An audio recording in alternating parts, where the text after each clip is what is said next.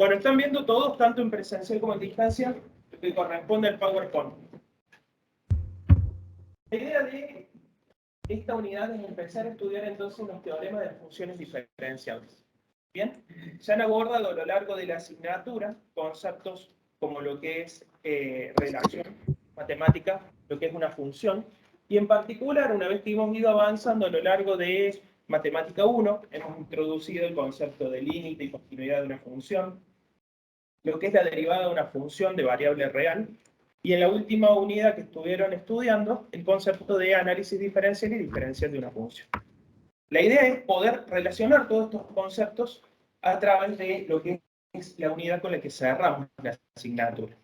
En particular vamos a estudiar teorema de Rolle, teorema de valor medio de Lagrange, teorema de Cauchy, y dentro de las formas indeterminadas, ¿se acuerdan cuando estuvimos estudiando el concepto de límite de una función? Dijimos, hay límites que son indeterminados. Y cuando lleguemos a la última unidad, vamos a relacionar el concepto de derivada y de límite para poder resolver estas formas indeterminadas. En particular vamos a estudiar la regla de L'Hospital. La idea de hoy es poder estudiar tanto el teorema de Rolle como el teorema de valor medio de Lagrange. Para ubicarnos un poquito dentro de lo que es el contenido disciplina, ustedes a lo largo del abordaje de contenidos que han tenido en matemáticas, tanto en matemática 1 como también en el secundario, han estudiado teoremas. Entonces, la idea de ahora es pensar justamente qué es lo que conocen ustedes respecto de lo que es un teorema, y si me pueden enunciar algún teorema que realmente conozcan. A ver. ¿Algún teorema que conozcan? Teorema de Pitágoras. ¿Alguno más? Teorema de Gauss. Bien. ¿Algún otro? Bueno, ¿qué características creen que tienen los teoremas que han estudiado? Si alguien les pregunta a ustedes, ¿qué entienden ustedes por lo que puede llegar a ser un teorema en matemática? ¿Alguien se animaría a dar un intento de definición? Los compañeros de distancia también los escuchamos acá en altavoz. ¿Se dan por hecho?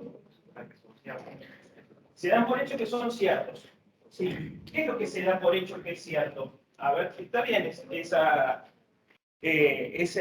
definición que da el compañero como una aproximación a lo que va a ser la definición de lo que es un teorema. Hay una verdad, hay una afirmación que se da por hecho que es cierta. ¿Pero siempre va a ser cierta la afirmación? ¿Qué es lo que tiene que ocurrir? Bueno, normalmente cuando uno estudia un teorema, lo que tiene que pensar que en matemática, la proposición matemática, es decir, cuando uno va a estudiar una temática determinada, esta proposición matemática en la cual se enuncia una verdad demostrable, es decir, se afirma una verdad que puede ser demostrable, eso vamos a definirlo como lo que es un teorema. Juan, perdón, acá se ve así, los chicos de Sí. se lo ven así. Está bien. Pero dice que se ve muy chiquito. A ver. Pongo aquí zoom. Fíjate si podés poner acá. Perdón, chicos. Antes se veía gris.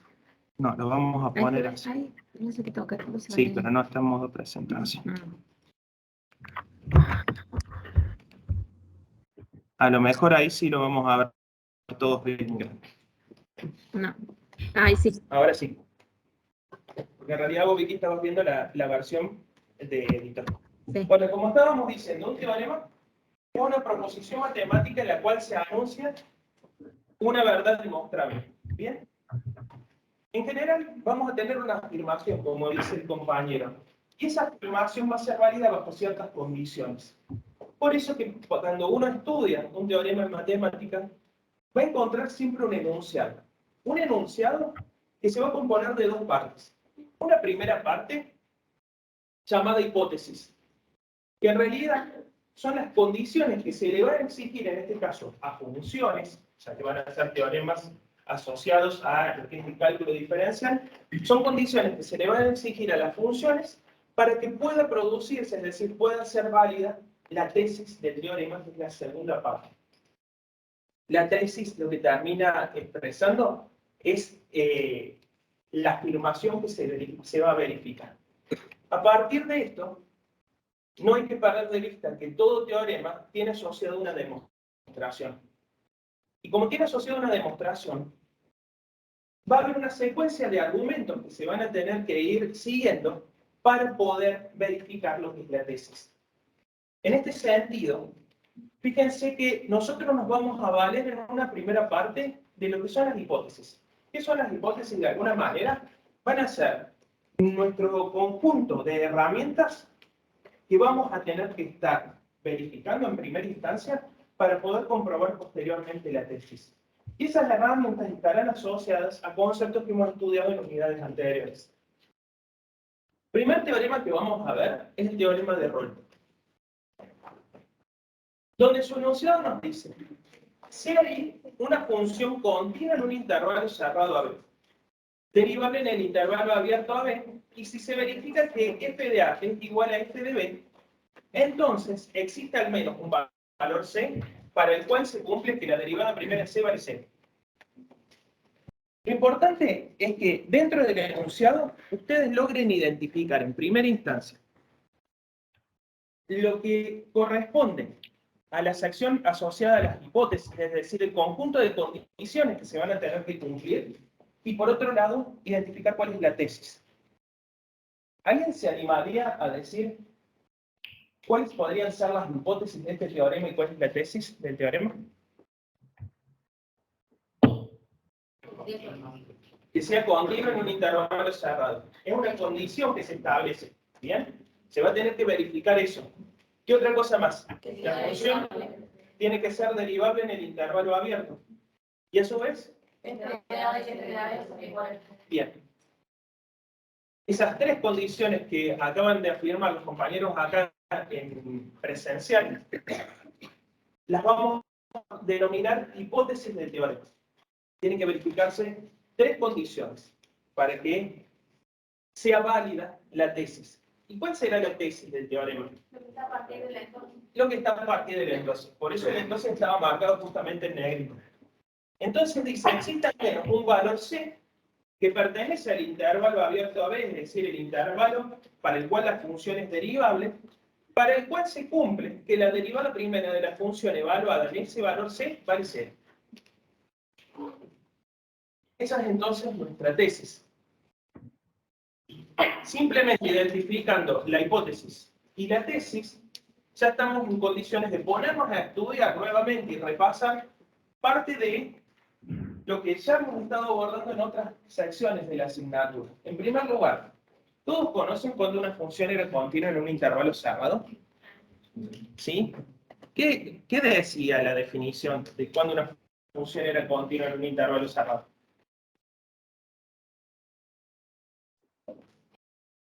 Ustedes, chicos que están a distancia, pueden abrir el micrófono y van hablando también y nosotros los vamos a escuchar.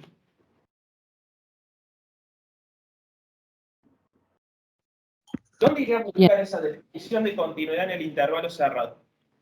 Las tres condiciones y que los límites son iguales.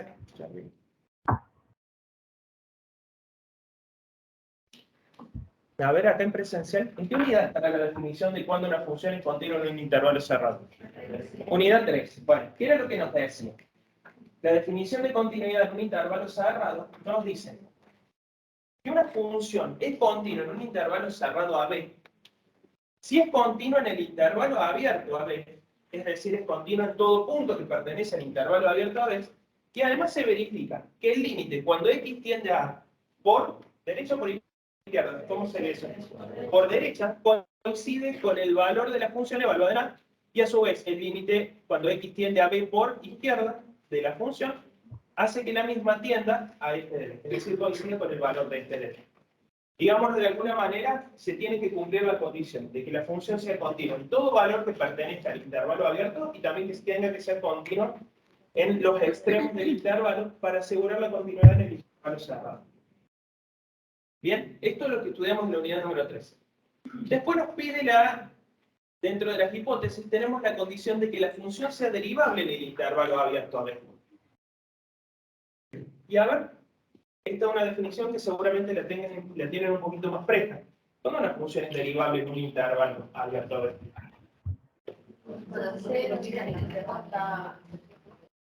¿Cuándo?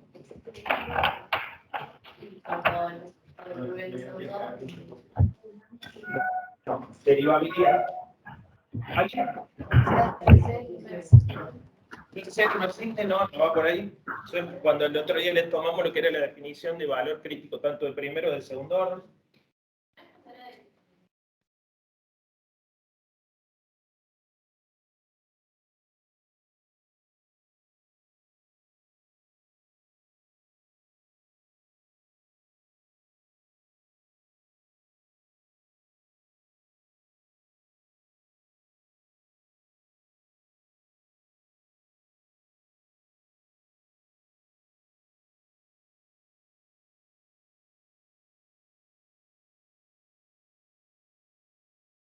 Ahí está. Ahí está. Vamos de nuevo entonces. Una función es derivable en un intervalo abierto a B cuando es derivable en todo número que pertenece al intervalo. Es decir, que se verifica, fíjense, que existe el límite cuando delta x tiende a 0 y cociente incremental para todo x sub 0 que pertenece a ese intervalo. ¿Bien? Digámoslo de alguna manera. ¿Se acuerdan que esta forma de poder escribir el límite cuando delta x tiende a 0 del cociente incremental significa, desde el punto de vista formal, lo que es la definición de derivada de la función? Y al dado que dice x sub 0, es la derivada de la función en un punto. Entonces, si existe la derivada de la función en un punto, para todo punto que pertenece al intervalo abierto, lo que estamos asegurando es que la función es derivable en todo ese intervalo. De esa manera podemos asegurar que si la función que estamos estudiando cumple con estas dos condiciones, se estarían verificando las dos primeras hipótesis del teorema de error. ¿Qué nos está faltando? Verificar que f de A sea igual a f de B. ¿Y qué entienden ustedes por esa expresión matemática que tienen ahí? F de A es igual a f de B. Claro, que la imagen de la función, cuando x vale A y cuando x vale B, es la misma. ¿Bien? O sea, tenemos que verificar esas tres condiciones. Si eso es cierto, es decir, se verifican las tres hipótesis al mismo tiempo, vamos a poder dar un nivel de certeza respecto de lo que es la tesis. Y la tesis nos dice, existe al menos un valor que pertenece al intervalo abierto, un valor C, le ponemos al intervalo abierto a B, para el cual la derivada primera evaluada en C vale 0. ¿Qué significará geométricamente f' en C igual a 0? ¿Cómo va a ser la recta tangente en x igual a c? Va a ser horizontal, por tanto, ¿horizontal o vertical? No, horizontal. Ah, perdón, entendí vertical. Va a ser horizontal, por lo tanto, la derivada de la función en ese punto, como viene representado por la pendiente de la recta tangente, ahí va a ser 0. Fíjense que todas estas cuestiones que hemos estado abordando para lo que es el teorema de error son cuestiones que ya se han estudiado en las comunidades anteriores. Entonces, nuestra idea ahora es empezar a profundizar en cómo poder demostrar este teorema. Bien, vamos a ir a la última parte correspondiente a lo que es el estudio del teorema. Ya identificamos dentro del enunciado el conjunto de hipótesis y la tesis. Ahora vamos a estudiar la demostración. Pensemos un poquito la relación que existe entre lo que son los extremos absolutos de la función y la continuidad en el intervalo cerrado. Estoy pensando en una relación que han estudiado en la unidad número 5. ¿Bien? ¿Cómo calculábamos nosotros los extremos absolutos de una función? Sí. Dice el compañero, tenemos que tener un intervalo cerrado. ¿Pero qué teníamos que verificar en ese intervalo cerrado? ¿Cómo tenía que ser la función? Pensemos ahí, primero la función. La función, en el intervalo cerrado, ¿qué condición tenía que cumplir para poder hallar extremos absolutos? Tenía que ser continua. Esa era la condición. la función tenía que ser continua en un intervalo cerrado. Si estamos estudiando una función que cumple con las hipótesis del teorema de Rolle, la función es continua en un intervalo cerrado. Entonces, vamos a poder hallar extremos absolutos dentro de ese intervalo cerrado. Pero hallar extremos absolutos dentro del intervalo cerrado nos va a permitir encontrar un máximo absoluto y un mínimo absoluto. ¿Bien? ¿Dónde lo podremos encontrar al máximo absoluto y al mínimo absoluto? En los extremos del intervalo, que es obviamente el intervalo cerrado AB, tanto A como B y los valores comprendidos adentro son valores del dominio. ¿Y en qué otro lugar más se lo pueden llegar a encontrar?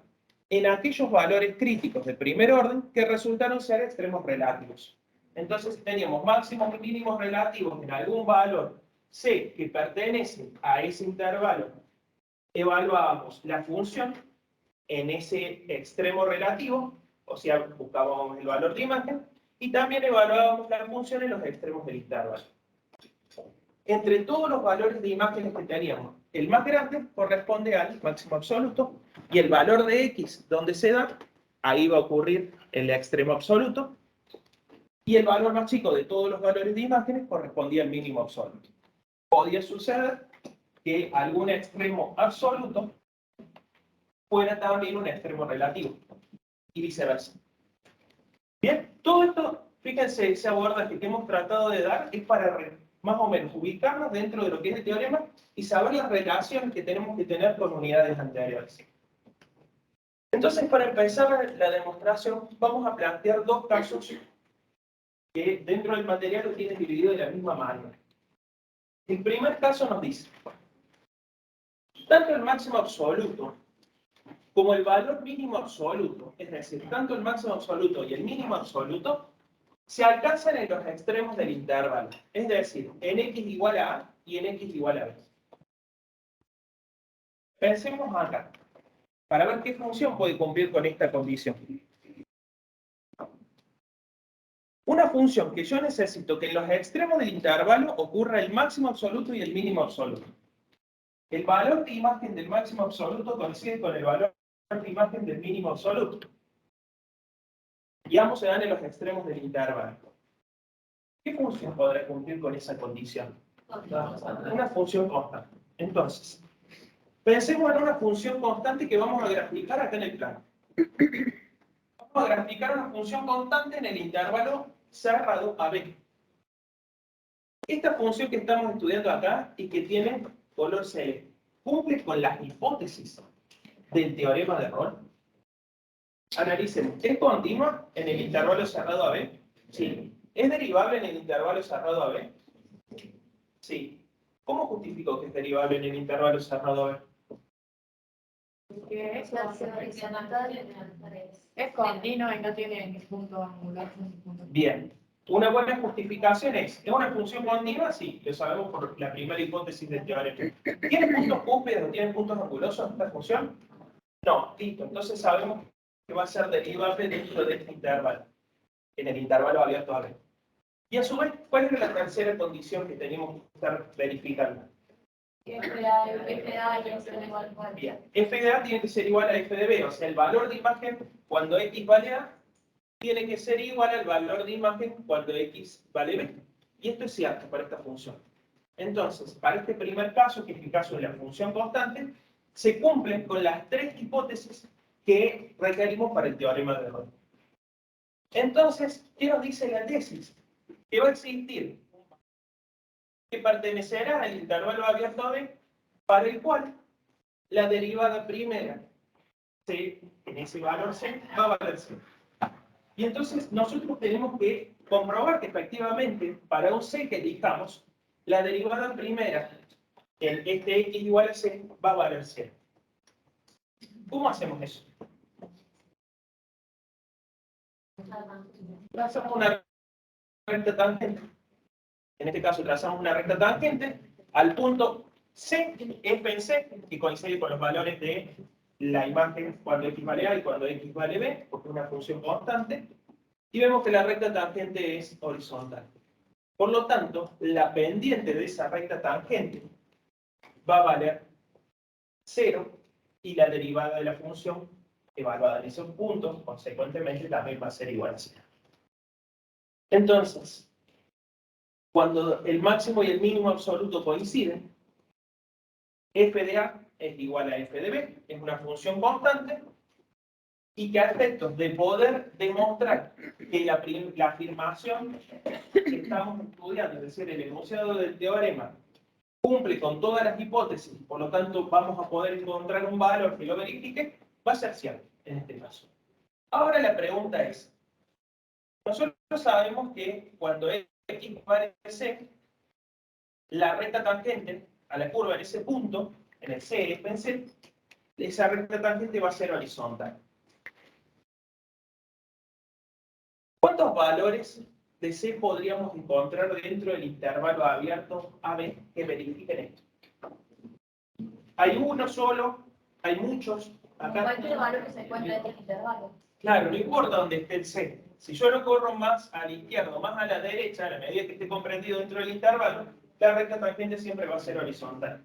Entonces, si se vuelven de nuevo a lo que es el enunciado del teorema, van a ver que dice, existe al menos un valor C. O sea, encontramos uno, no, encontramos infinitos valores que pertenecen al intervalo para el cual se verifica que la recta tangente es horizontal a la curva, cuando hacemos una recta tangente a la curva en ese punto, y por consiguiente, la pendiente de esa recta tangente va a valer C, para cualquier C que digamos. Ahora vayamos al otro caso. Tenemos un primer caso que nos dice, tanto el máximo absoluto como el mínimo absoluto se alcanzan en los extremos del intervalo. ¿Qué otro caso podremos tener? Piensen sobre todo para cuando vayan estudiando y vayan viendo las distintas alternativas.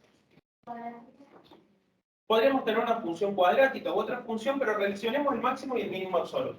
Acá nos dicen, coinciden, son iguales. ¿Qué otra alternativa tenemos? Que no coinciden, no nos queda otra. Y ese es el segundo caso. El segundo caso que lo van a tener desagregado en 3 gráficos con 3 tipos de estudios dentro del material. La función alcanza un máximo o un mínimo absoluto en un valor x igual a c distinto de los extremos del intervalo. O sea, estamos pensando que el máximo y el mínimo absoluto ocurren en un valor c distinto de los extremos del intervalo. Primer caso y el más simple de todos. El máximo absoluto se dé en el valor c y el mínimo absoluto se dé en los extremos del intervalo.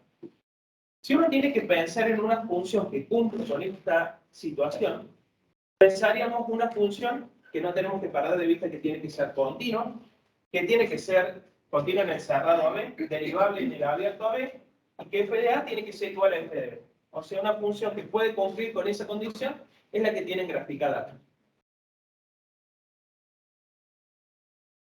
Ahora analicemos. ¿Dónde se da el máximo absoluto de esta función? En el intervalo cerrado B. Si pensamos que esto es una función cuadrática, en el vértice, en el x del vértice, tenemos el valor del máximo absoluto. Y ahí trazando la recta tangente, vemos que la recta tangente en x igual a c, en este caso, es horizontal. Fíjense que acá nosotros no exigimos que la función sea cuadrática.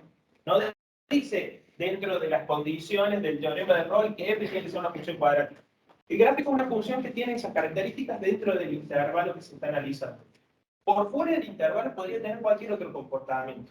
Podría ser un polinomio de grado 3, podría ser un polinomio de grado 4, o ser una función que ni siquiera sea polinómica. Lo importante acá es que, a efectos de poder estudiar la situación, tenemos que entender que el máximo absoluto ocurre en x igual a c. ¿Y el mínimo absoluto dónde ocurre? En x igual a A y en x igual a B tenemos el mínimo absoluto. O sea que sabemos que el mínimo absoluto es único, eso es importante y lo han estado estudiando, pero que ocurre en más de un valor de x. O sea, estamos diciendo, la imagen más chica de todos los valores de imágenes dentro del intervalo, en este caso vale un número. ¿Cuánto vale la imagen más chica de la función dentro de este intervalo?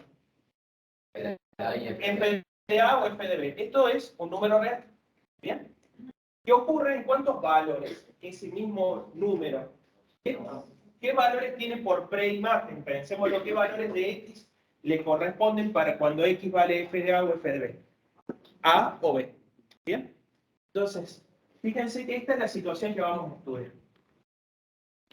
Tenemos que tratar de entender que el máximo absoluto, también si miramos el comportamiento gráfico de la función, es un máximo relativo. ¿Y por qué será un máximo relativo? Un valor crítico. Sí, porque ahí en X igual a 6 hay un valor crítico de primer orden. ¿Y qué otra cosa más? Y ahí la derivada cambia de signo. Una forma de justificarlo sería eso.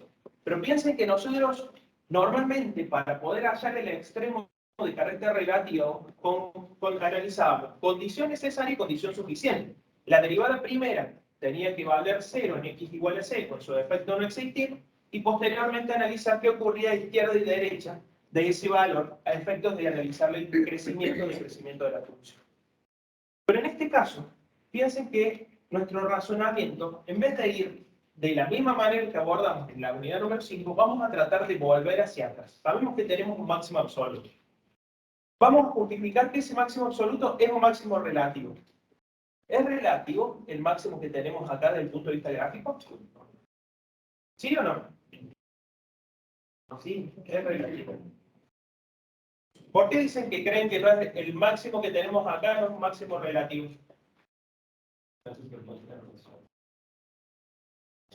Bueno, vamos de nuevo.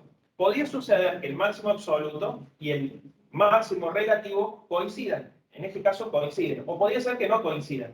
¿Bien? De hecho, siempre que buscábamos evaluar la función en X igual a, en X igual a B, y también en todos los candidatos a ser extremos relativos que resultaron ser extremos relativos, máximos o mínimos relativos.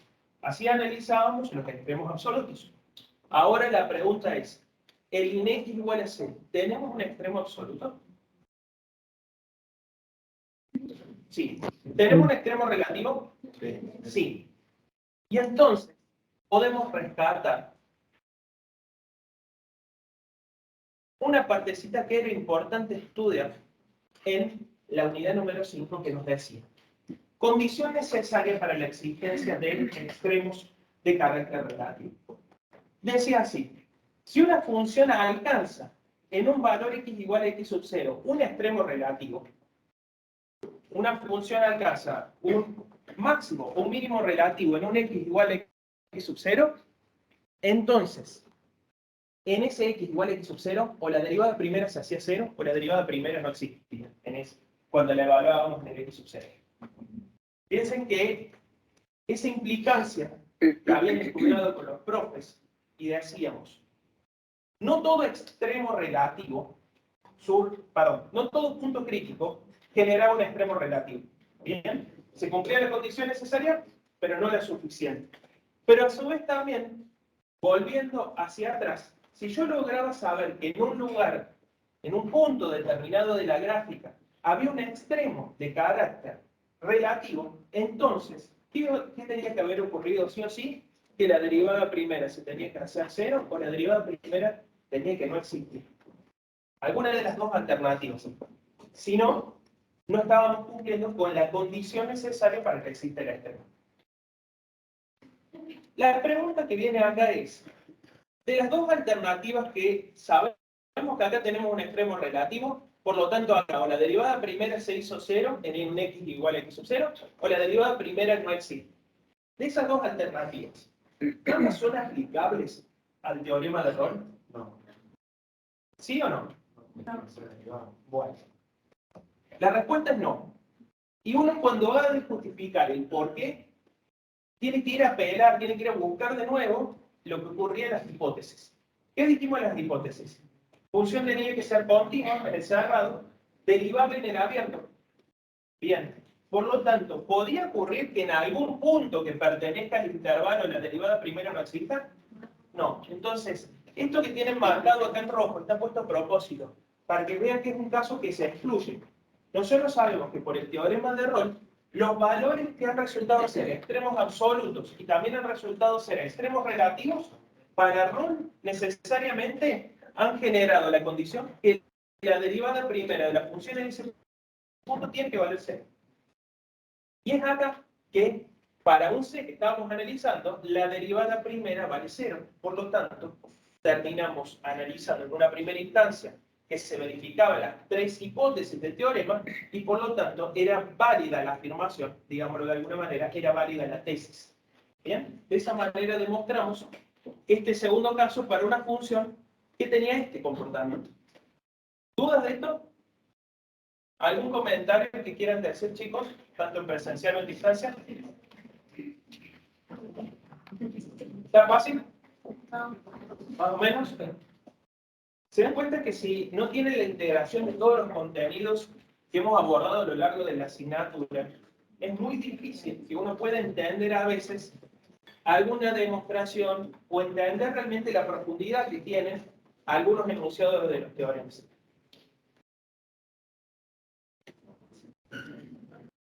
¿Qué otro caso vamos a analizar ahora? Vamos a analizar el caso opuesto. Recién vimos que el máximo absoluto ocurría en un x igual a c y el mínimo absoluto ocurría en los extremos del intervalo. Ahora vamos a trabajar con el caso en el cual el mínimo absoluto ocurre con x igual a c y el máximo absoluto ocurre en los extremos del intervalo. Y la gráfica es similar a la anterior, nada más que en vez de ser una función que es cóncava hacia abajo, en el caso anterior ahora es cóncava hacia arriba. Y de nuevo lo vamos a justificar recurriendo de alguna manera a lo que es la condición necesaria para extremos de carácter relativos. Volvemos a decir que si una función alcanza un extremo relativo en un x igual a x sub 0, piensen acá. Nosotros en x igual a c tenemos un mínimo absoluto. Ese mínimo absoluto es un mínimo relativo. Sí, es un mínimo relativo de la función. Y entonces, en este x igual a c, geométricamente la recta tangente es horizontal. Por lo tanto, su tangente vale 0. Y a su vez, si recurrimos a lo que es la condición necesaria, sabemos que la derivada primera en ese punto va a valer 0. Por haber existido ahí un extremo de carácter relativo.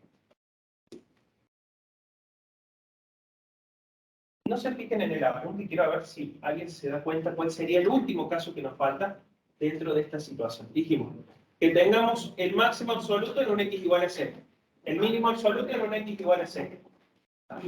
Y que obviamente si el máximo absoluto estaba en un punto que pertenecía al intervalo, en los extremos tenía que ocurrir, estábamos hablando del máximo, en los extremos tenía que ocurrir el mínimo o viceversa.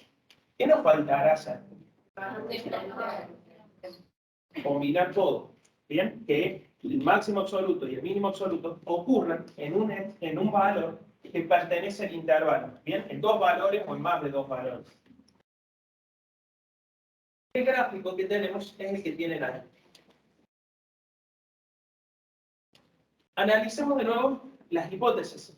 La función celeste que estamos estudiando acá, ¿es una función continua en el intervalo cerrado B? Sí.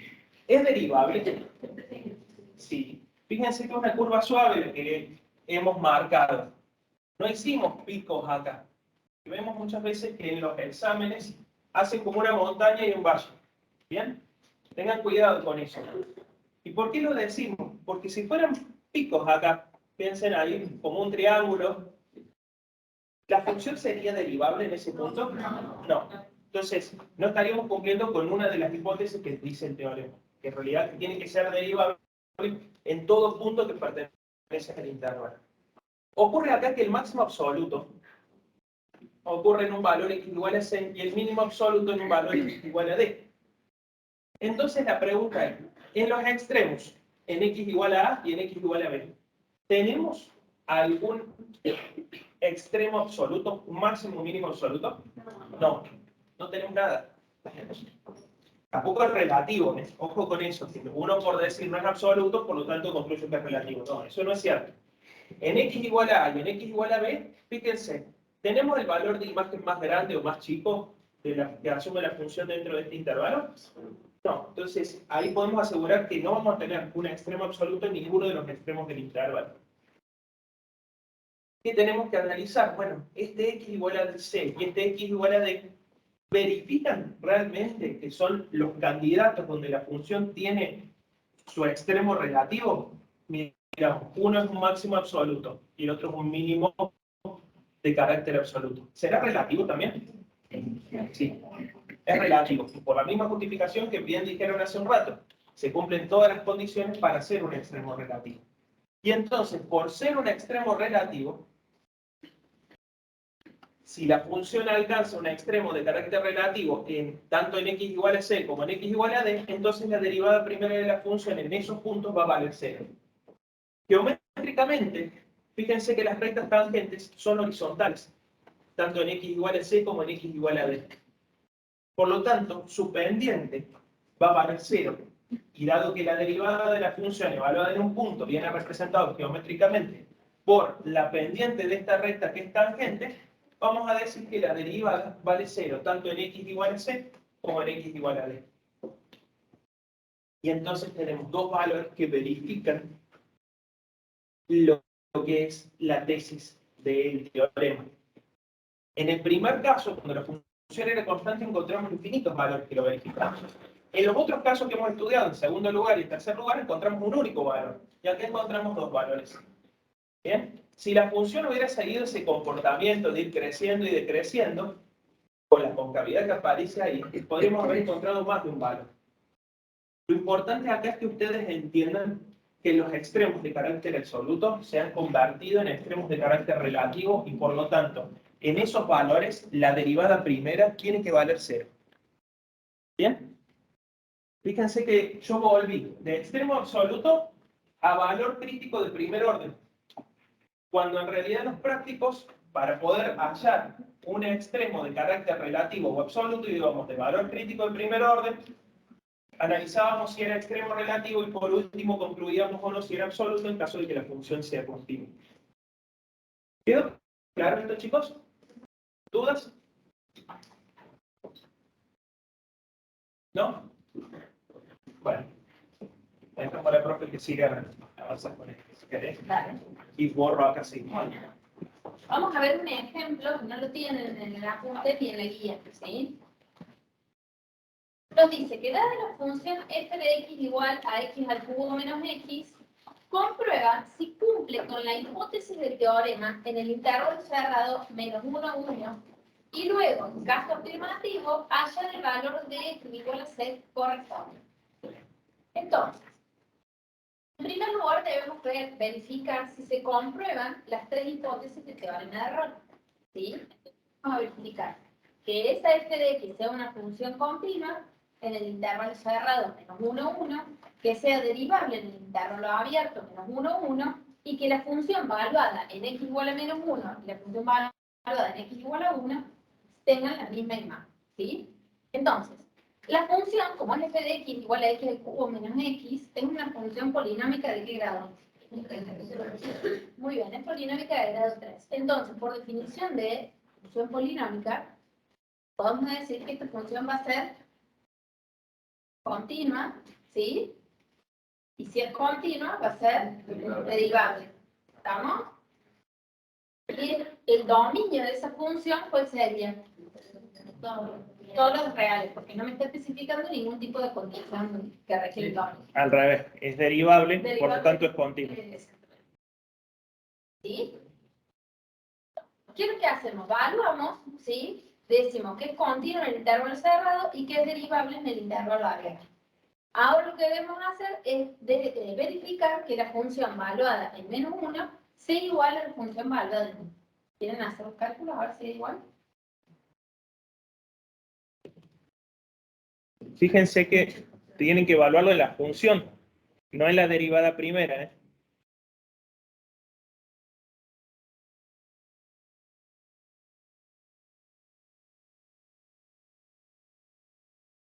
¿Qué es lo que tenemos que hacer para hallar la función valuada en menos 1? Es reemplazar en la función original por menos 1. Entonces vamos a decir menos 1 elevado al cubo menos entre paréntesis el valor de x que es menos 1. Y hacemos lo mismo con lo que hacemos 1 elevado al cubo menos 1. Queda 0. ¿Qué vamos a hacer? Recuerden siempre de respetar el signo negativo y que cuando x vale menos 1 lo pongo entre paréntesis. ¿Sí? Porque ¿qué pasa si nosotros ponemos directamente menos 1? Nos da otro resultado. ¿Sí? Entonces,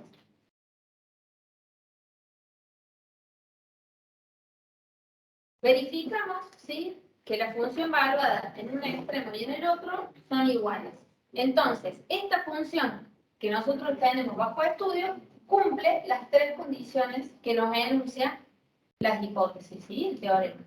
Entonces, ¿qué debemos hacer? Ahora que ya corroboramos esas tres hipótesis, debemos, ¿sí?, verificar este valor x igual a c, en donde la derivada, ¿cómo era?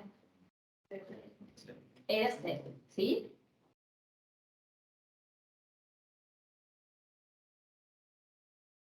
Sí, tenemos que buscar ese valor c que va a pertenecer a este intervalo abierto, que sería entre menos 1 y 1, tal que la función valuada en ese valor c, la función derivada, perdón, valuada en ese valor c sea igual a 0. Entonces, hallamos la función derivada. Tenemos, el primer término es x al cubo. ¿Cómo lo derivamos? Bajamos el exponente y después el exponente de la función le restamos. ¿Sí? Entonces nos queda 3x al cuadrado. Y la derivada de x, ¿sí?, era 1. Como son la operación principal es una resta, hacemos la resta de las derivadas. Entonces la derivada primera es 3x al cuadrado menos 1. ¿Qué es lo que vamos a hacer? ¿Cómo sabemos cuál va a ser ese valor c? Vamos a reemplazar a x, ¿sí?, por este valor la reemplazamos por la letra c, que es el valor que nosotros estamos buscando. ¿Sí? Entonces tenemos que buscar para qué valor de c la función es igual a 0. Esta función derivada primera se hace 0.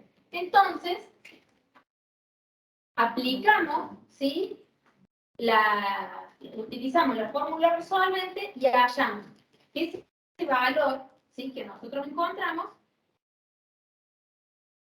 va a ser más o menos 0,57. Acá que decimos que el coeficiente del término cuadrático es igual a 3, que el coeficiente del término lineal, ¿sí?, como no lo tengo, porque es 3x al cuadrado menos 1, el término que, si el término lineal era b por x, nosotros ahí en la fórmula no lo tenemos, implica que es igual a 0, ¿sí? Y el término c, que es la intersección, con el eje de ordenadas, es igual a menos 1, ¿sí? Entonces reemplazamos en la fórmula resolvente y nos da más o menos 0,5773.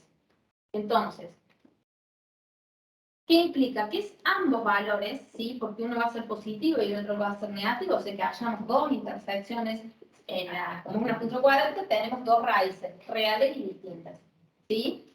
Hallamos esos ambos valores que pertenecen a ese intervalo, porque eso también tengo que ver. Supónganse que a mí me hubiese dado más 0,57 y, no sé, menos 2,5. Solamente un valor, ¿sí?, me va a verificar la tesis de ese teorema. ¿Sí? Entonces el otro lo excluimos. En este caso, los dos pertenecen a este intervalo menos 1, 1, por lo tanto, esos dos valores me van a verificar la tesis de este teorema de Ron. Geométricamente, ¿cómo van a ser las rectas tangentes en la curva en esos dos puntos?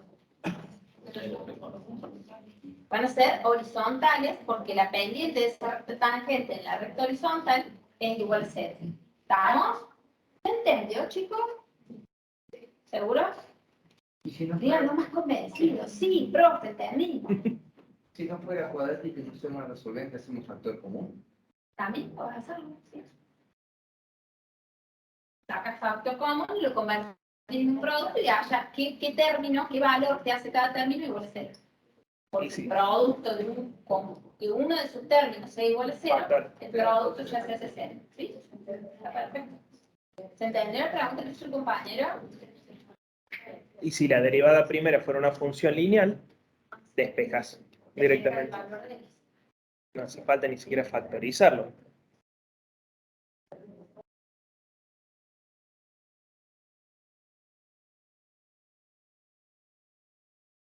Básicamente, ¿sí? Esta función polinómica, x al cubo menos x, la gráfica de esa función sería esto. ¿Qué apretar? Este para el... Sí, el rojito sí. Tenemos la función en donde, fíjense, Estoy moviendo esto. marcamos los extremos, ¿sí? En el intervalo bajo análisis, que es de menos 1 a 1, ¿sí? En C1 y C2, o el más 0,57 y el menos 0,57, ¿sí? Tenemos estos valores en donde verificamos que geométricamente, trazando la recta tangente en ese punto, nos da que la recta es horizontal, por lo tanto, con la derivada en ese punto, la pendiente de esa recta tangente para ese valor C2 y ese valor C1 es igual a 0. ¿Sí? ¿Estamos? O sea, esto sería verificarlo geométricamente y lo que hicimos recién, hallando los resultados, lo hicimos analíticamente. ¿Los chicos de distancia tienen alguna duda? Hasta acá ninguna. Han ido acotando respecto de la... Bueno, dale. Como una... Y sigo yo con este. Dale. Fíjense que los extremos que hemos hallado acá, tanto C sub 1 como C sub 2 son extremos de carácter absolutos. Bien, pero también son relativos. Eso es importante que lo tengan en cuenta. Cuando la función es constante, obviamente la función constante tiene extremos relativos. ¿Sí o no? ¿Por qué? No pasa de 0 a 0. Porque si bien existen valores donde la derivada primera se va a hacer 0, todos los valores que sé que habíamos estado analizando, cuando trazábamos la recta tangente, esa recta tangente se volvió horizontal, se cumplía la condición necesaria para que exista un extremo relativo, a izquierda y derecha de C, si la función es constante, la función no está creciendo o decreciendo. La derivada primera siempre tiene el mismo signo.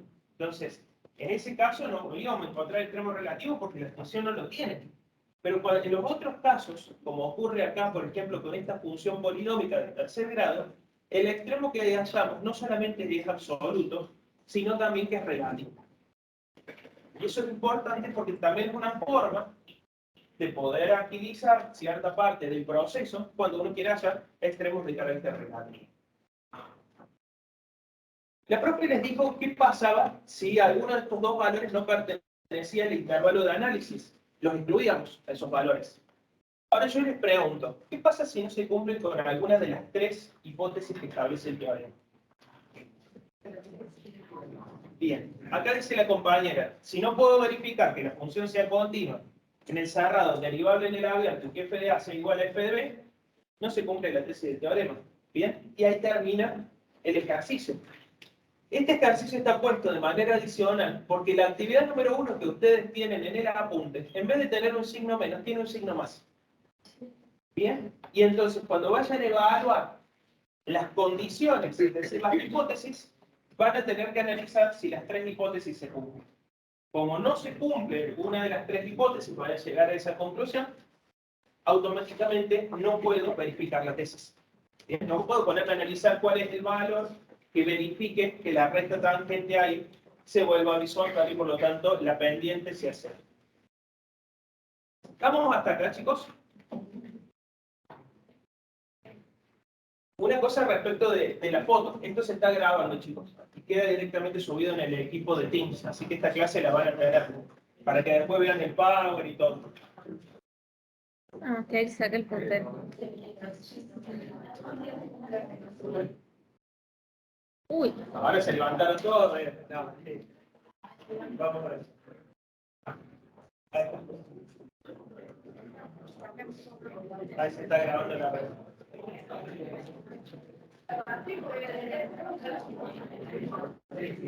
no, hace para sacar el puntero. ¿Listo? No. Ah, ahí está. No, pero tenés la barra.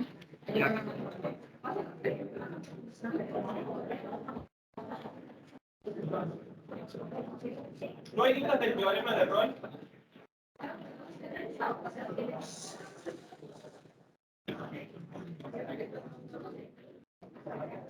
A ver, silencio.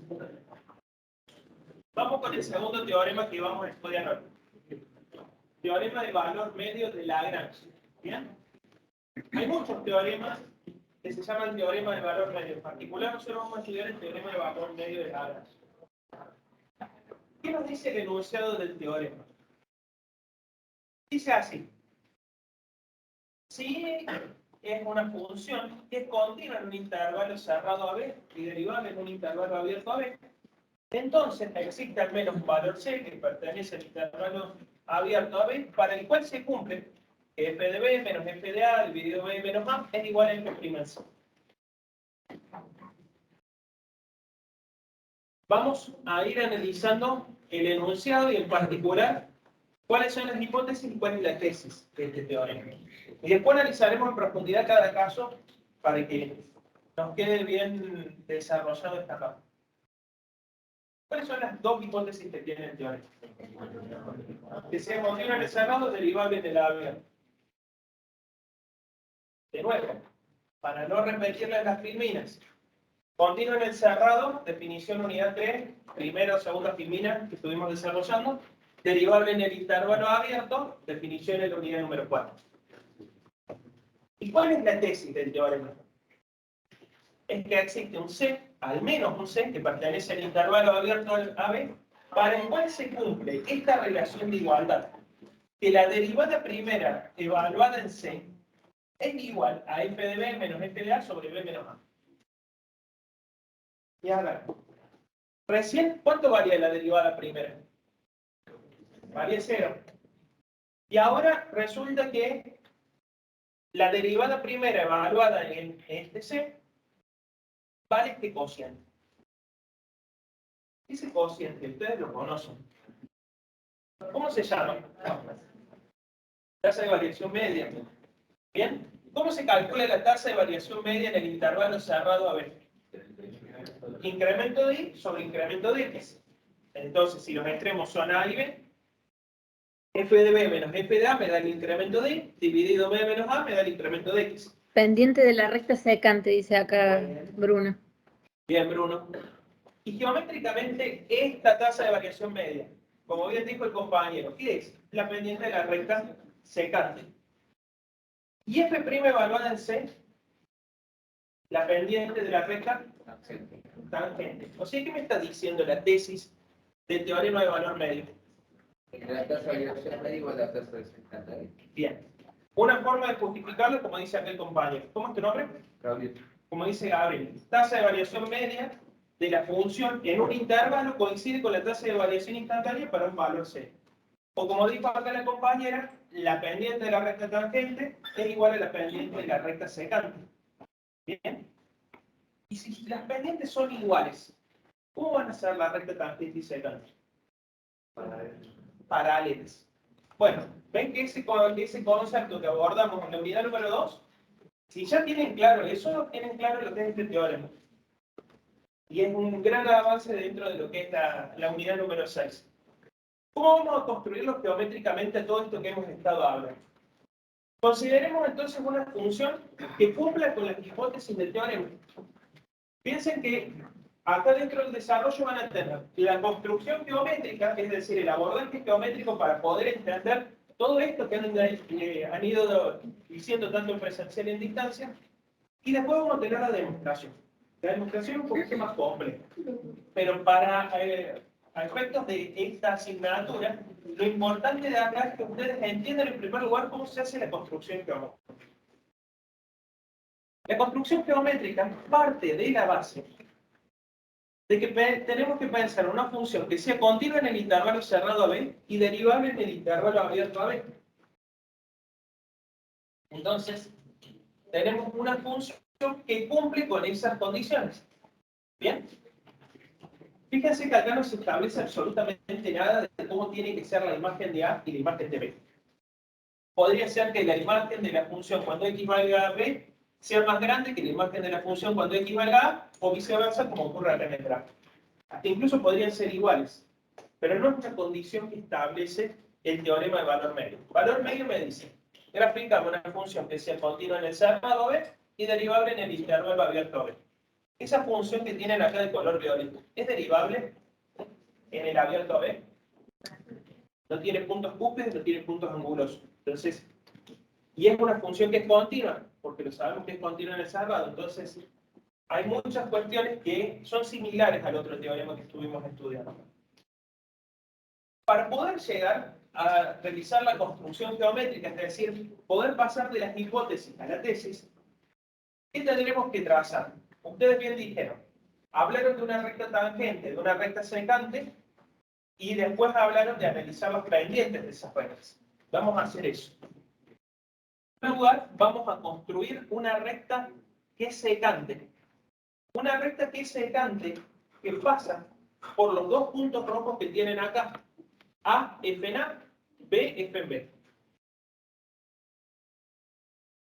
Posteriormente, vamos a desplazar verticalmente hacia arriba, o hacia abajo, en este caso es hacia arriba, esta recta de color verde, hasta lograr que se vuelva tangente a la curva en un punto.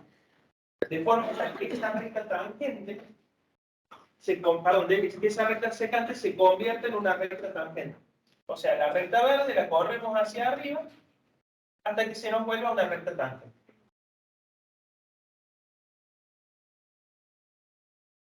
Y en particular, en este punto P, es el punto de tangencia. Cuando X vale C, si observamos, ahí tenemos una recta que es tangente y que tiene, obviamente, la misma inclinación que la recta verde que teníamos antes.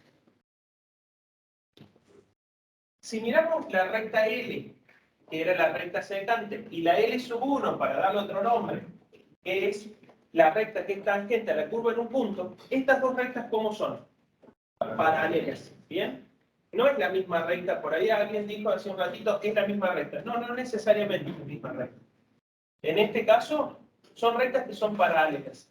Y si son rectas que son paralelas, sus pendientes van a ser iguales. Sí. Pero si vuelvo a trasladar hacia abajo, no hay tangencia. Sí. Por eso, vas a tratar de buscar el punto de tangencia.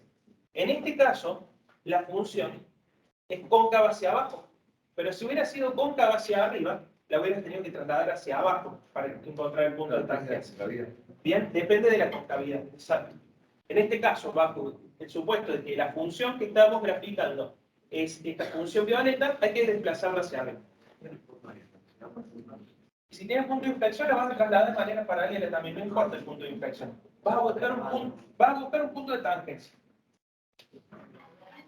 Esta función podría haber crecido, decrecido, trazaste una recta secante y la trasladaste hacia arriba o hacia abajo y construiste una recta tangente a la curva en algún punto del dominio.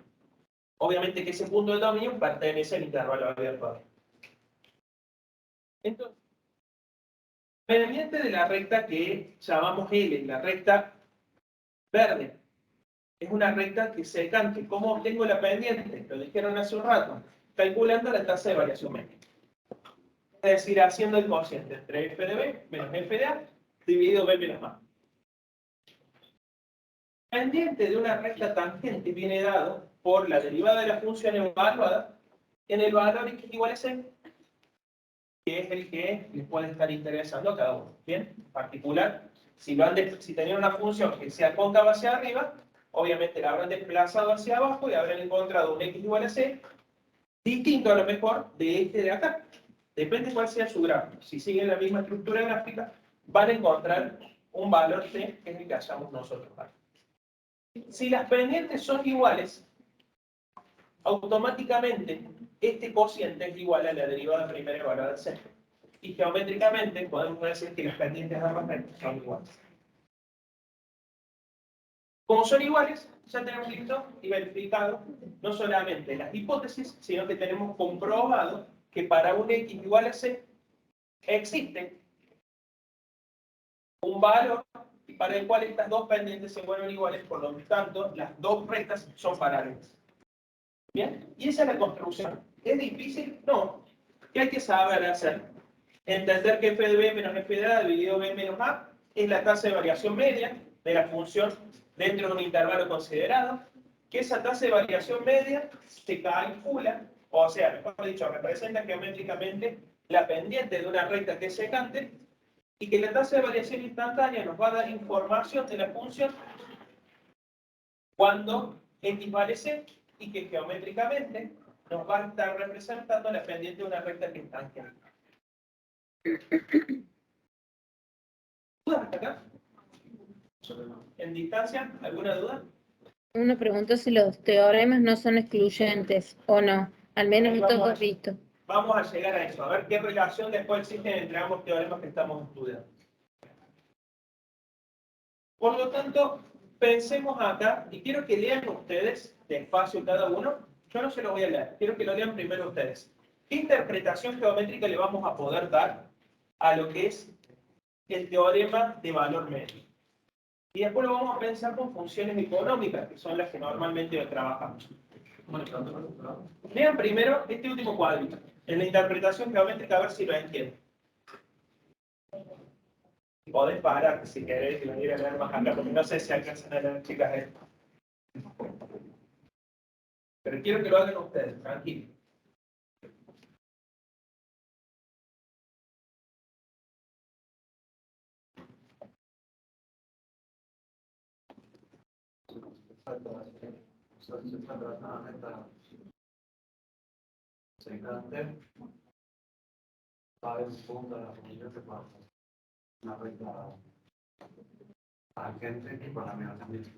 Dijo acá el compañero, si vos lográs verificar las dos condiciones que establece el teorema, es decir, las dos hipótesis, vos vas a poder trazar siempre una recta secante que pase por los dos puntos extremos del intervalo de análisis. Y posteriormente, trasladar geométricamente, estamos pensando, una recta tangente hacia arriba, hacia abajo, o sea, trasladarla verticalmente, para poder hallar una recta que sea tangente a esa secante, con la misma pendiente.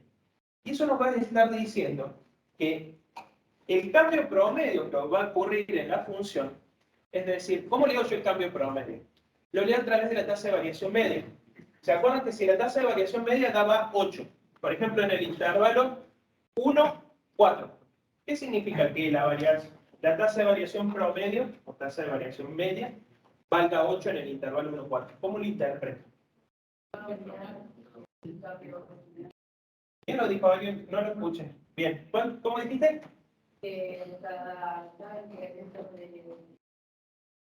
De X en una unidad. Bien. Dice acá la compañera que en promedio, en el intervalo 1, 8, dije 1, 4. 1, 4. Por cada unidad que yo incremente la X, la Y se va a incrementar en 8 unidades. Bueno, acá eso es la idea del cambio promedio. Y el cambio instantáneo es el cambio que ocurre en la función en un punto considerado y viene dado por la derivada primera de la función en ese punto. O sea, lo que estamos diciendo que no solamente las pendientes son iguales, sino como bien dijo el compañero, que los cambios promedios y el cambio instantáneo van a ser iguales. Si esto fuera, piensen en una función de beneficio. Esta función y igual a f de x. A vale 1, b vale 4. ¿Qué podríamos decir respecto de la interpretación geométrica que también nos va a servir como interpretación económica de lo que ocurre?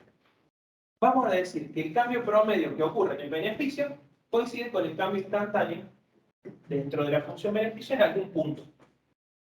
No importa cuál sea la función, podría ser una función de producción. El cambio promedio de la función de producción va a coincidir con el cambio instantáneo de la función de producción en un punto. Y esto es súper importante, porque si por ejemplo nosotros les dijéramos, pensemos ya en la instancia final, función de producción, f es una función de producción, o p, por ejemplo, es una función de producción. ¿Cómo interpreto p' evaluada en 4 si eso me da 8? P', la derivada primera de p, evaluada en 4 me da 8.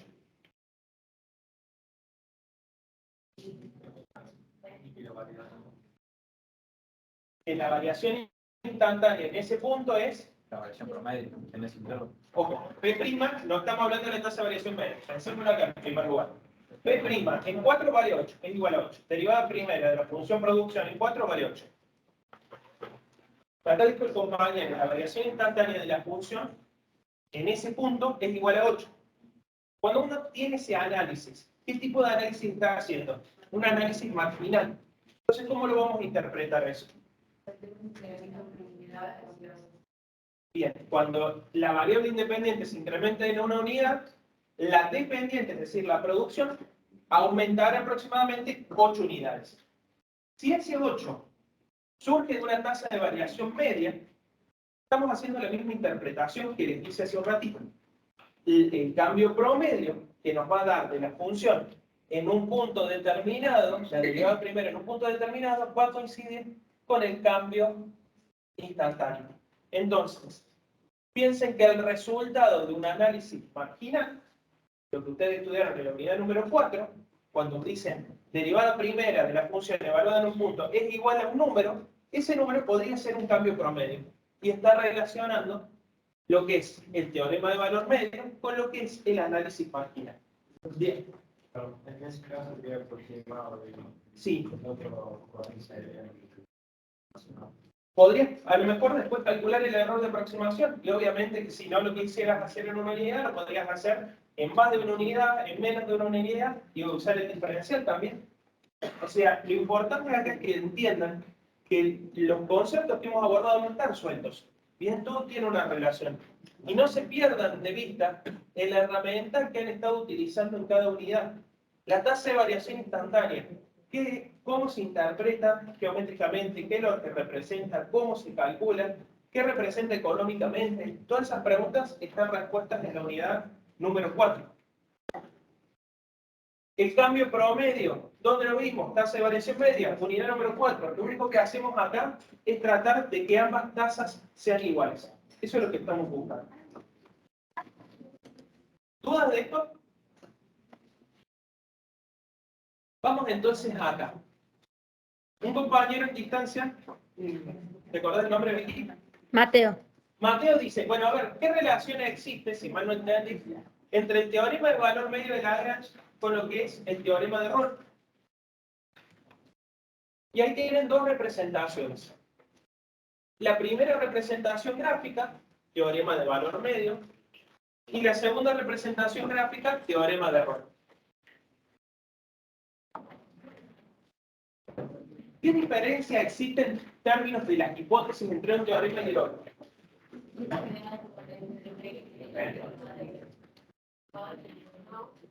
Bien, o sea, la diferencia fundamental de las hipótesis es que un teorema, el teorema de Rolle, exige que la imagen de la función en los extremos sea igual. El teorema de valor medio no lo exige. Entonces, fíjense que el teorema de Rolle, si uno impone la condición que f de A es igual a f de B, no es otra cosa que un caso particular del teorema de valor medio. Si yo digo que el teorema de valor medio se cumple para cualquier función que sea continua en el cerrado derivada en el abierto, y a su vez digo entonces, es cierto que la pendiente de la recta secante va a ser paralela a la pendiente de la recta tangente y por lo tanto, perdón, la recta secante va a ser paralela a la recta tangente y por lo tanto sus pendientes van a ser iguales, en el teorema de Rolle vamos a decir exactamente lo mismo. Fíjense que para el valor x igual a c que encontramos en Rolle, sabíamos que la recta tangente se volvía horizontal. Pero la recta secante que pasa por el punto A, f en A, B, f en B, es paralela. O sea que no es otra cosa que lo que hemos estado estudiando, el teorema de valor medio, si imponemos la condición que las imágenes de los extremos sean iguales, llegamos al teorema de Rolle. Por eso les dice, la condición de que f en A sea igual a f en B, que al analizar la recta secante que pasa por estos dos puntos, nos hace pensar que esa recta secante tiene la misma pendiente que la recta tangente al ser ambas paralelas, y en ambos casos ahí la pendiente vale c. Interpretación de esto. ¿Cómo es el cambio promedio en el teorema de Rolle, en el intervalo cerrado AB? ¿Cuánto vale el cambio promedio? ¿Cuánto vale la tasa de variación media en Rolle, en el intervalo cerrado AB?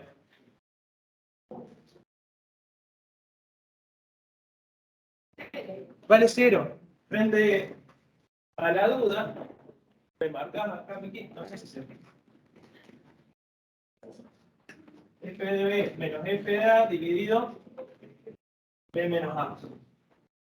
Si pongo la condición, ¿qué condición? La que establece el rol que f de a sea igual a f de b, ¿qué va a ocurrir con el numerador de ese cociente? ¿Cuánto va a valer el numerador de ese cociente? 0. Sabemos que b menos a es un número. ¿Bien? Siempre b es mayor que a, en este caso. Hay una amplitud en el intervalo que estamos analizando de la continuidad. Y automáticamente vamos a decir que la tasa de variación media va a dar 0. No importa cuál sea la amplitud del intervalo que estemos analizando.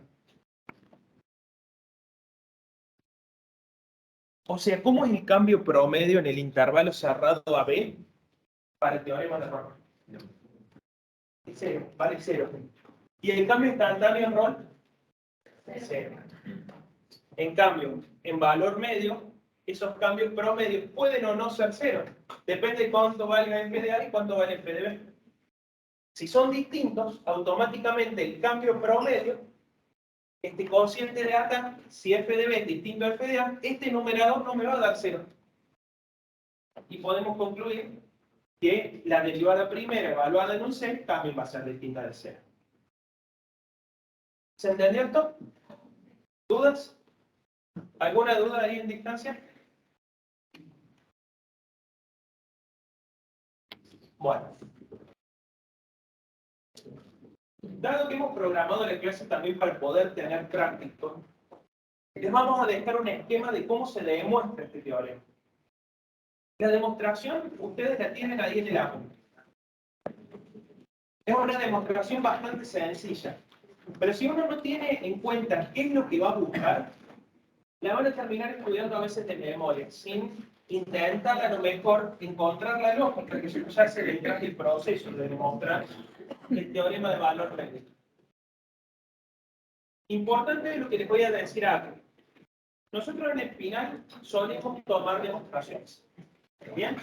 Ya sea regularidad especial, alumnos en condición de regular o estudiantes que quedaron libres, tienen que estudiar la unidad número 6 en teórico y en práctico. Eso estamos de acuerdo. Regularizaron la materia sin haber rendido la unidad número 6, entonces en el final la unidad número 6 entra para todos. Después cada uno, dependiendo de la situación donde haya quedado, si quedó en regularidad especial, rinde solamente la unidad número 6. Si quedó en la condición de ser alumno regular, rinde teórico de la 1 a la 5 y práctico de la unidad 6 y teórico de la unidad 6. ¿Está claro eso? Teórico de las 6 unidades, práctico de las 6. Y si quedamos en condición de libre, rendimos todo. En teórico y en práctico. No queda otra. Esto es.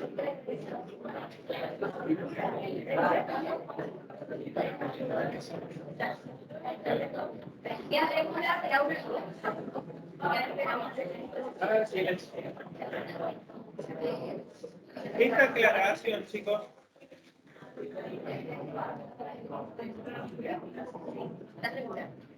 Esta aclaración es válida solamente para los estudiantes de presencial. En distancia no tiene la regularidad especial. ¿Bien? Hay una diferencia en términos de la regularidad que termina alcanzando cada tipo de modalidad. Y se debe principalmente a la modalidad de evaluación. Pero lo importante acá es esto. Es que a todos les va a tocar rendir la unidad número 6. ¿Bien? En alguna partecita seguramente la van a tener que estar estudiando. Por lo tanto, conocer cómo es el esquema de una demostración no es malo a efectos de poder entender cuáles son los pasos lógicos que vamos a ir haciendo hasta lograr llegar a la tesis del teorema. ¿Cómo empieza la demostración? Acá no lo vamos a demostrar, simplemente es un esquema. Obviamente, esto es una ayuda para que ustedes entiendan las dos hojitas que tienen de la demostración. Para el examen final tienen que conocer la demostración. Eso está claro, no es que tienen que conocer el esquema. Tienen que saberlo demostrar. La demostración parte de la idea de construir una función. Una función que dice ahí dentro de la teoría una función auxiliar. Una función que la vamos a llamar h. Que surge de la resta entre dos funciones. Una función f y una función y. ¿Dónde? La función f es la función que estamos estudiando. La función que vamos a analizar si es continua, en el cerrado, es derivable en el abierto. Y esta función y no es otra cosa que la ecuación, pensémoslo, de una recta que es secante que pasa por el punto A, F'A, y B, F'B. Por lo tanto, si una recta es secante y pasa por esos dos puntos, ¿qué expresión algebraica va a tener esa recta secante? ¿Parecida a qué tipo de función? Una lineal. ¿Bien? Y entonces, ¿cómo hago yo para encontrar la expresión analítica de una función que es lineal? Tengo que pensar en la pendiente, podría pensar en la ordenada del origen, y entonces me tengo que volver de nuevo a la unidad número 2. ¿Cómo calculo la ecuación de una recta? Hay dos formas de poder calcular la ecuación de una recta, que las que hemos abordado. La forma punto pendiente y la forma pendiente intersección. ¿Con qué puntos vamos a utilizar para poder construir la ecuación de I? Los puntos por donde pasa la recta secante. A, F, A, B, F, B. Son los dos puntos. ¿Qué tendremos que hacer ahí? Hallar la pendiente de esa recta secante. Y después, de alguna manera, si lo vamos a escribir en forma punto pendiente, en la teoría lo tienen desarrollado por la forma punto pendiente, van a encontrar la ecuación de esa recta. Y por lo tanto, ya teniendo la pendiente, ¿qué tendré que usar? ¿Qué tendré que recurrir? Voy a tener que recurrir a utilizar algunos de estos dos puntos para poder hallar la ecuación. Entonces, es importante que para saber cómo se calcula la expresión analítica para la I, que es esta recta secante que pasa por estos dos puntos, tengo que recordar la unidad número 2 y de alguna manera pensar en cuál es la ecuación de esa recta. Posteriormente, analizaremos si esta función h cumple con las condiciones del teorema de Ronda. Estamos demostrando valor medio y vamos a recurrir al teorema de Ronda. Entonces, para poder aplicar el teorema de Ronda, vamos a tener que verificar las tres hipótesis. Que sea continua en el cerrado, ¿bien? Que sea derivable en el abierto, y qué otra cosa más. Y que PA sea igual a F. Pensemos así, pensando en lo que es el estudio teórico que ustedes tienen de la unidad número 4 y de la unidad número 3. F es una función continua, ¿no? Podemos pensar que es una función continua porque para poder aplicarle valor medio, F tiene que ser continua en un intervalo cerrado. La recta tangente, si pensamos su ecuación, una función lineal, en un intervalo cerrado, el mismo intervalo cerrado que estamos analizando la continuidad de F, ¿será continua? Sí. La recta de dos funciones continuas, lo tienen en la unidad número 3, ¿es una función continua? Gráficamente y analíticamente. Sí, son funciones continuas, entonces, si F es continua y I es continua, su recta es una función continua. Automáticamente ahí ya tienen un problema menos, ya saben que la primera condición se va a cumplir, la primera hipótesis. La recta de dos funciones que son derivables. ¿Es una nueva función que es derivable? Yo pienso que F es derivable en el abierto a B. I es derivable en el abierto a B. Su recta, ¿va a ser una función derivable? Sí. ¿Podría aparecerme un punto cúpido, un punto anguloso ahí en el intervalo abierto a B cuando haga la recta? No. Perfecto. Entonces, la función h es derivable. ¿Qué me va a faltar hacer? Ver si h evaluada en los dos extremos del intervalo en A y B vale lo mismo. Verificar que sí ocurre eso. De hecho, todo esto lo tienen escrito, bien desarrollado, pero lo importante es que entiendan cómo va a seguir el procedimiento. Entonces, como se van a verificar las tres hipótesis, va a ser válida la tesis del teorema de Ronda. Va a existir un valor para el cual la derivada primera de h, un valor c, para el cual la derivada primera de h es igual a 0. Y al menos vamos a encontrar un valor, puede haber más de uno. Entonces, piensen que esto es la tesis del teorema de Ronda aplicado en una función h. Roll antes nos hubiera dicho una f acá. Pero la f es nuestra función de estudio. Entonces, le vamos a aplicar, como dijimos acá, el teorema de Roll a esta función h. Y vamos a encontrar el conjunto de valores c para el cual la derivada primera vale 0. Yo tengo mi función h. Para hallar h', ¿qué necesito? Derivarla. Entonces, en primer lugar, hay que hallar h', derivarla. Después, ¿cómo hallo h en c? Al igual que hicieron con la profe. Reemplazo x por c, o evalúo la función derivada primero para cuando x vale 0. Ya tengo esta primera partecita de la igualdad, el primer miembro de la igualdad. h' en c. Para que c iguale a 0, aseguro que el mismo c iguale a 0. Entonces igualamos la derivada primera evaluada en c, la igualamos a 0. Y operamos algebraicamente, y este es el paso que capaz es más importante, para lograr encontrar que la tasa de variación media de la función en el intervalo cerrado coincide con la tasa de variación instantánea para un valor 0. Si ustedes tienen claro estos pasos, la demostración es sencilla. No la van a estudiar de memoria. Si ustedes tratan de leer el apunte e ir viendo cómo se va haciendo esa construcción, piensen que lo más complejo es pensar si esta función, ¿cómo la voy a construir? Obteniendo la recta secante, ese es un paso importante. De hecho, tienen actividades en la actividad número 1 de la unidad número 4, les hacemos calcular recta secante, recta tangente, la ecuación de la recta secante, la ecuación de la recta tangente. Acá no solamente necesitamos la ecuación de la recta secante. Y después tenemos que aplicar el teorema de Rolle a una función. Una función que, para que tengamos en cuenta, van a rendir teórico. Por lo tanto, esa función no tiene una expresión algebraica determinada. Puede ser cualquier función que cumpla con las condiciones. Entonces, ahí no hay que ponerle números. Nos pasó el otro día en el examen que ponían una función cuadrática, le daban números a b y a c. No es necesario. De hecho, c sí ya saben cuánto valía, vale 0 en espacial. Pero ahí b, solamente con saber el signo, ya era suficiente. Bueno, acá están rindiendo teoría. Por lo tanto, la h no es una función puntual, no es una cuadrática. Puede ser cualquier función que cumpla con las hipótesis del teorema. Todo tuyo. Bueno,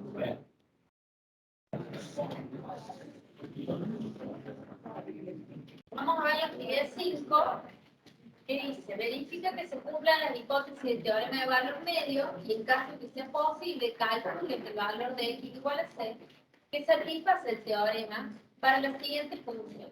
Y nos da que la función es f de x igual a x al cuadrado más 2x menos 1 en el intervalo cerrado 0, 1. Entonces, primero debemos comprobar las hipótesis del teorema de Rolle, en donde nos decía que la función tenía que ser continua en el intervalo cerrado AB, que en este caso el intervalo cerrado sería 1, 0, y derivable en el intervalo abierto 0, 1. Entonces, f de x es una función polinómica, ¿sí? Al ser continua y derivable para todo número real, que es el dominio de la función, verificamos, ¿sí?, que esa función es continua en ese intervalo cerrado 0, 1 y es derivable en ese intervalo abierto 0, 1. ¿Estamos ahí? Bien. Como verificamos las dos hipótesis del teorema de Rolle, del teorema de valor medio, vamos a buscar ese valor C en donde satisface esa hipótesis, ¿sí? Vamos a buscar en donde la tasa de variación media sea igual a la tasa de variación instantánea. Entonces tenemos que hallar ese valor C que pertenece a ese intervalo abierto, para este caso en particular 0, 1, tal que la función, ¿sí?, valuada en 1 menos la función valuada en 0 sobre 1 menos 0 sea igual a esa derivada primera valuada en C, que ese valor C es el que nosotros necesitamos hallar, ¿sí? Entonces buscamos la función valuada en 0, que es reemplazar en la función bajo estudio, que es la x al cuadrado más 2x menos 1, ¿sí?, a buscar reemplazar en 0 en los dos extremos en esta función. Entonces vamos a hacer 0 al cuadrado más 2 por 0 menos 1. ¿Sí? Los dos términos primeros se anulan y me queda igual a menos 1, ¿sí? Mismo, y reemplazamos a x por 1, nos va a quedar 1 al cuadrado más 2 por 1 menos 1, ¿sí? F de 1 me da 2. Y buscamos la derivada primera de esta función, que como operación principal tenemos suma y resta, en donde vamos a hacer la suma y resta de sus derivadas. Entonces, derivamos el primer término, que el primer término es x al cuadrado, entonces aplicamos la derivada de una potencia y es bajar el exponente, y al exponente de la función le restamos una unidad. Entonces nos queda 2x, y en el segundo término tenemos el producto de una constante por una función, en donde la derivada era la constante por la derivada de la función, entonces la constante que es 2 por la derivada de x que es 1, y la derivada de 1, al ser constante, la derivada es 0, ¿sí? Entonces planteamos esto, la tasa de variación media, ¿sí? En donde decimos que la función valuada en 1 menos la función valuada en 0 sobre 1 menos 0, tiene que ser igual a esa derivada primera evaluada en ese valor 0. Entonces, reemplazamos, ¿sí? Por sus iguales, que hallamos el menos 1 y el 2, los reemplazamos en esta parte de la ecuación, ¿sí? Y seguimos manteniendo la derivada primera evaluada en c, ¿sí? Porque ese valor c todavía no lo encontramos. Entonces, reemplazamos a la expresión de la derivada primera 2x más 2, en donde reemplazamos a x igual a c, ¿sí? Entonces nos va a quedar el cociente este nos da igual a 3. Hacemos 2 menos 1, el menos por menos es más, entonces nos queda 2 más 1, 3, dividido 1, 3. Y luego, la derivada, ¿sí? De la función, que es 2, dijimos que tenemos que buscar ese valor x igual a c, y reemplazamos a x por c, y nos queda 2 por c más 2, y ahí despejamos el valor de c, ¿sí? Y nos queda que es igual a 1. ¿Estamos? ¿Alguna duda de esto? Entonces, la interpretación geométrica, ¿qué es? El valor de x, ¿sí? Donde ese valor de x igual a c, que para este caso es 1 medio, es donde el cambio promedio de la función en ese intervalo cerrado 0, 1, ¿sí? Es igual al cambio instantáneo. Ya con esto estaría lista la clase, la primera clase de la unidad. Lo importante acá es que ustedes se den cuenta que podríamos pedirle un gráfico. Bueno, pedirles que grafiquen esa función cuadrática, que tracen la recta tangente, que tracen la recta secante, y que observen que la pendiente de una es igual a la pendiente de la otra. Para este valor, c igual a 1 medio. La pregunta es, a ver si todos terminamos concluyendo respecto de lo mismo. ¿Cuánto vale la pendiente de la recta tangente en x igual a c? ¿1 medio vale? No, 3. 2, 3, 0. A ver, pensemos esto, antes que cierren todo. Si fuera teorema de Rolle, f de 1 menos f de 0 hubiera dado el mismo valor. Esa recta hubieran sido iguales y por lo tanto el numerador hubiera dado 0. En este caso el numerador no da 0, da otro número. Entonces yo la pregunta que les estoy haciendo, el x igual a c es el valor del dominio donde se verifica que la recta tangente es paralela a la recta secante. Dentro del intervalo 0. ¿Cuánto es la pendiente de la recta tangente? Es la pregunta. ¿Cuánto vale? 3. Vale 3. ¿Dónde lo veo?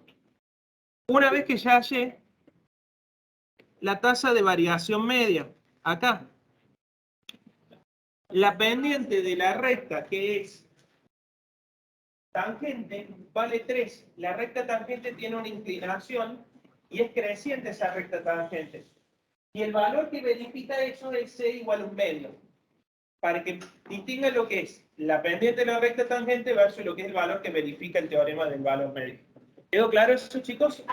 Bueno, si no tienen más dudas, damos por cerrada la clase.